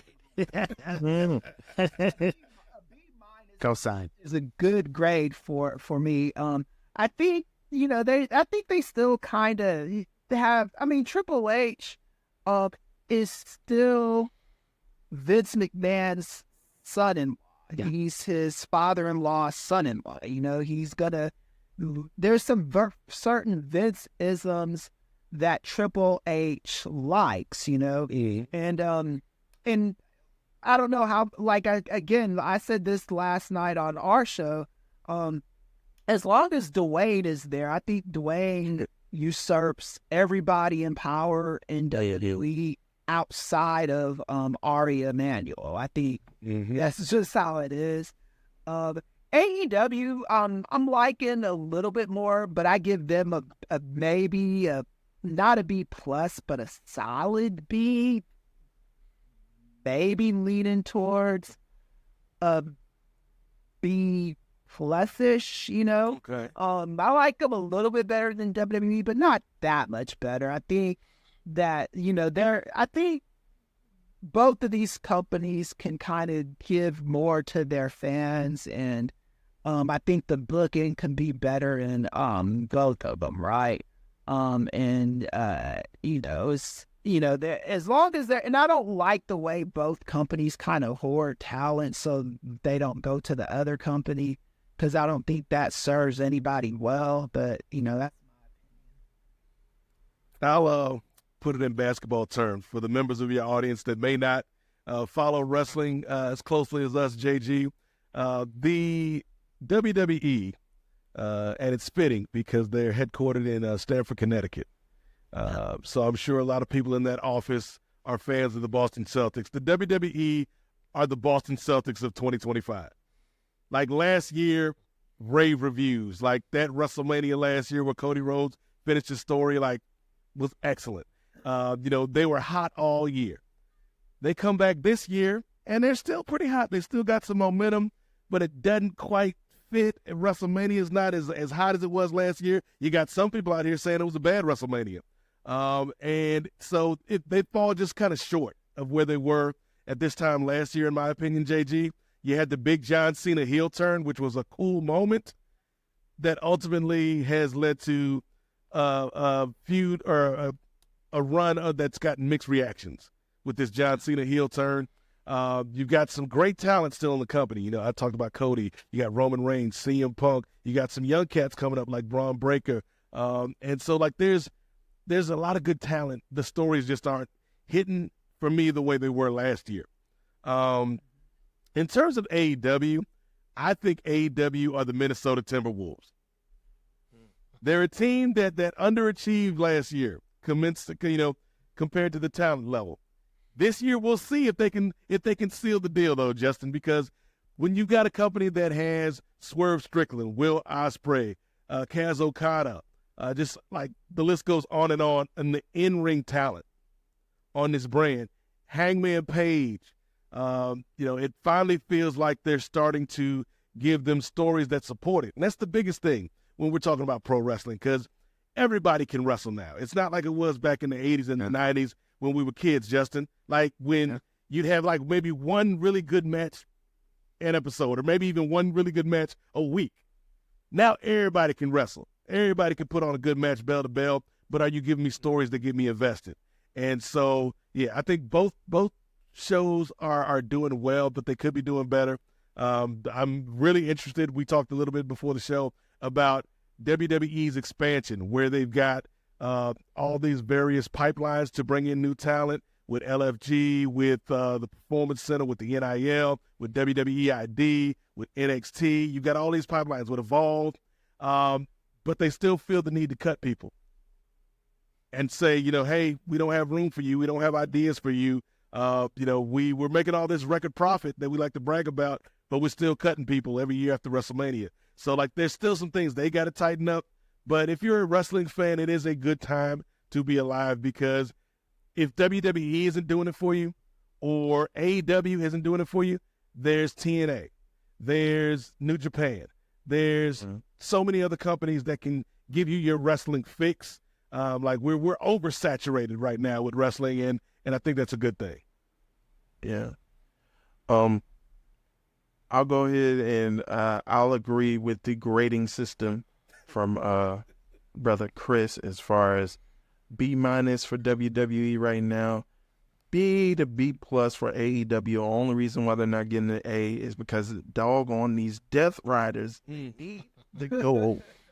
But you said it, not me. yeah. But I think I'll make a similar analogy to brother Nate, but I'll go with the WNBA. Okay. I think there's ebbs and flows for both companies right now. And I will compare it to WWE being the Las Vegas Aces and AEW being the New York Liberty. And I think that when AEW first came out, it was like they were the alternative. And it was like, oh, well, all this stuff that's happening, especially like you were mentioning, Kris, with Vince McMahon and all this booking that he had going on, and even with Triple H like starting to come into creative power a little bit more, but not fully taking over. Like people were looking for that alternative. They were looking for just really good matches. And then we saw like that shift where WWE, they started to put it on like really good matches, and they started matching that with their storylines, and specifically with that Bloodline storyline, and combining that with the rise of Cody Rhodes, brother Devontae. Then I think that, like you mentioned, brother Nate, once they got to that peak, that climax, last April for WrestleMania, I think it tapered down just a little bit, and it kind of opened the window because now people were like, oh, man, Paul is in his bag, man. He can't go wrong. He's doing all this stuff right. And then people were kind of turning on Tony Khan a little bit and turning on AEW. It's like, oh, y'all got his great matches, but y'all ain't got no real good stories, like you were saying, Nate. Yeah, and it's like anybody could put on a great match, and you got all these flippy doo-dah guys, and it's like, where's the compelling storytelling, right? So, but I think it's like just ebbs and flows. As one goes out, one ships down, and then vice versa. So I think it's just been a case of AEW starting to turn it on a little bit more now, and that coincides with WWE just dying down just a little bit. And I think WWE needs to find a way to kind of shift away from the bloodline, because they were trying to use that even after all the stuff that happened with Cody last year. They were trying to use the bloodline stuff as a crutch when you had the OG bloodline versus bloodline 2.0. And then you start this year with the first Raw on Netflix with Solo Sikoa for the Ulafala and all that stuff. And so I think that people have kind of tuned out of that main storyline. And so I just think that WWE needs to find new stories to tell and use the people that they got. Like we were talking about last night, and Nate, you mentioned the cuts, and there are people that they still have on the roster that they're not using. Mm-hmm. For example, a 7'3" giant shadow lurking over there in catering. and also, like, even with this stuff with Karrion Kross, where he's kind of been gathering a following on social media, like a cult following on social media, but they haven't really been using them that much. They didn't have him wrestling on WrestleMania, even though they had him wrestling on WrestleMania last year. He's like pretty much in his hometown. They don't have anything booked for him besides him coming out to try to urge AJ to turn evil again. But then he's been finding ways to keep himself relevant, not just in the WWE fans' eyes, but in the general wrestling fans' mindset or in their mind space. So it's like you have the talent. It's like you just need to tell more stories. And we talked about the New Day. It's like you had a good start with them turning their backs on Big E, but where have you gone with that? So I think it's just following up with the stories that you've started and making them a bit more compelling as they go along. Speaking of follow-ups, I have a follow-up question for Ray Williams, Justin. If Nate Milton, Nefarious Media Network, long-time listener, first-time caller, if AEW is the New York Liberty, does that make timeless Tony Storm the Big Ellie of pro wrestling? They call him Big Ellie. They both stars, Ray. That's all I'm saying. They both stars. That is true. That's true. I think it would be an honor. It would be an honor for timeless Tony Storm to be called Big Ellie, if I be honest. Well, they might collab. You never know. That might be the next cross. I think Tony would be game to collab with Big Ellie. Totally. Yeah, agreed. I want to be a little bit more harsher on the grades. I think I give AEW a C and WWE a C+. I think AEW if WWE was treating Ring of Honor like AEW is treating Ring of Honor, there'd be protests. There'd be just like people with signs. There'd be people saying Triple H is a monster. There'd be all these different things. They'd be freaking out right now because I think since Tony Khan has owned Ring of Honor, I think he's done a horrible job with it. I think the pay-per-views have been really good, but in terms of actually building talent, the way Ring of Honor was originally supposed to be, I think he's done a poor job. I think they posted one of the most recent episodes for free on YouTube. Pretty basic. I just think there's a lot of stars on AEW that could be in Ring of Honor that could be really pushed. I mean, I see Shane Taylor Promotions on there. I like them a lot. Why hasn't Shane Taylor been the Ring of Honor champion? I mean, by now. You should be. And I just feel that with Tony, he's very overextended. And I feel like with the new additions of Kevin Knight, with Mike, Speedball Mike Bailey, like they're getting really good starts, but where do they go from here? I mean, Kyle Fletcher, I mean, he can be ripped and jacked and have great matches, but where does he go? I mean, I don't know. It's just really peculiar to me what they've been doing. I agree with Ray. I think the Death Rider storyline, I think it sucks. I've been against it ever since. I think it was All In last year. I hated the way that ended. I hated how, Swerve, I believe, he lost the title to Bryan Danielson. I hated that. I just think ever since then that the title not being on television, I think that's been a huge issue. And then, you mentioned with Kenny Omega and Okada, I mean, these are supposed to be the two biggest guys, in the wrestling business, but they're kind of irrelevant. I mean, it sucks. So to me, that's where I hold AEW very critically in my opinion. Can I interject? Yeah, of course. I understand what you're saying about Ring of Honor, especially in comparison to the way WWE does NXT. Right. I defend Ring of Honor by this aspect, and that's kind of like the out of sight, out of mind thing. I think Ring of Honor operates like a true developmental that if you want to watch Ring of Honor, you gotta like reach out for it. Yeah. You gotta seek it out on whatever there's. I think it's Honor Club. Honor Club, yeah. I stopped watching it. So Yeah. Like it should be on HBO Max. Like it really should be. I agreed. I agree too.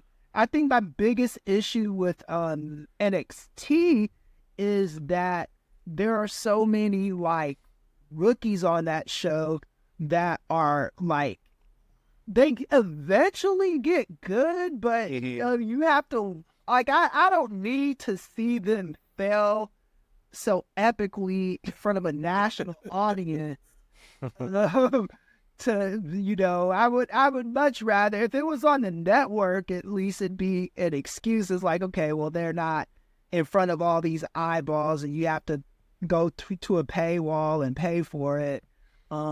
So that's but I do agree with you that Ring of Honor is just not what it used to be, and it's never going to be. Of course not. Of course. Those letters used to mean something. No, I feel you. I think with NXT, what I appreciate about their show, even when you go to the Origin with Seth Rollins won the title, I just feel like they're really focused on characters and storylines that have payoffs. And at first, I'd be skeptical, like Chase U. I thought it was a ridiculous gimmick. But then when Chase U was about to break up, all of a sudden the crowd's into it. I'm into it. Same thing with Tony D'Angelo. Thought that was stupid in the beginning, like a mob boss. What is going on here? But now they've built it up. Like you're invested in this the entire time. You invest in anything. It's kind of like with Mark Henry when his finishing move was the bear hug. I mean, that's an ancient move, but they put time into building that move. As devastating, people are into it. So I just feel with NXT, even though I think the talent is inferior to like a Ring of Honor, I do feel like with their characters, they do put stock in building them up. And Shawn Michaels too. Yeah. Yeah, Shawn Agreed. cooking. Agreed.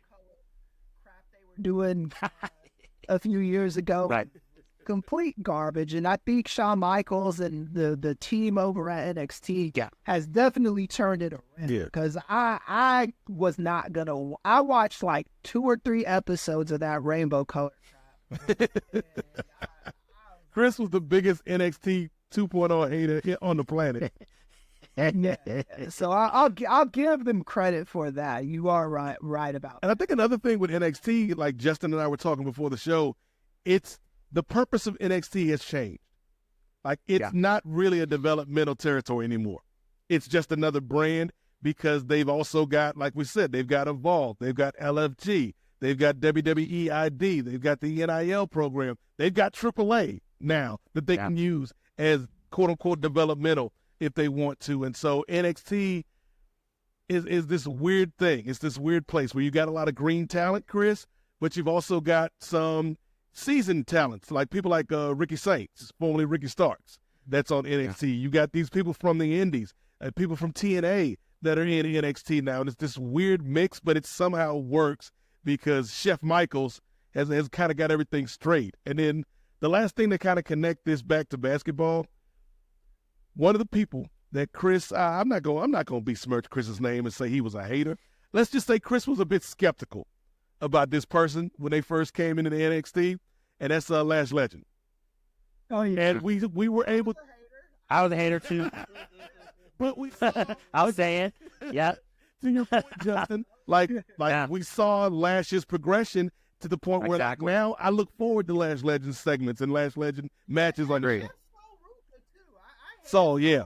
Just as much as I hated Lash Legend, I didn't hate them as people. You hated them as, your TV. They were messing up on TV for me, and both of them are athletic. Both of them have athletic backgrounds. It's just, they should have never been put in the position to fail in front of everybody like that. They should have had the benefit of being a part of a real developmental brand and working their way up. And so you got to give both of those ladies credit because they had to fail in front of everybody watching them, Yeah.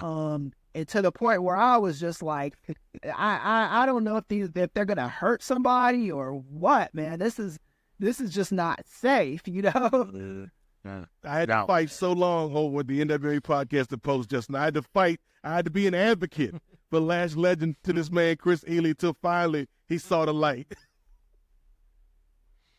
It happened. Just give you my thoughts on WWE real quick. I've been not a fan of how they treated Gunther.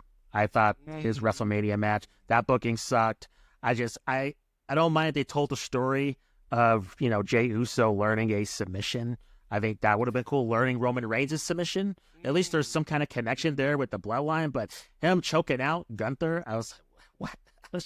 I don't know. I just think they built all this time in building this dominant champion, even the Pat McAfee match. Yeah. Like, they were showing Pat McAfee afterwards. He got a couple of scrapes on his arm, and his eye was kind of a little jacked up. I'm like, Gunther should have killed this man. Like, he should have killed Jey Uso. So, I don't know. I just feel like overall the booking's been weird. I'm not a fan of Nia Jax. I think the way Kris feels about Last Legend in the beginning, I've always felt about Nia Jax. I think she's progressed, but not enough to have a whole angle surrounded by her last year. And I don't know. How dare you, Justin? How dare you, sir?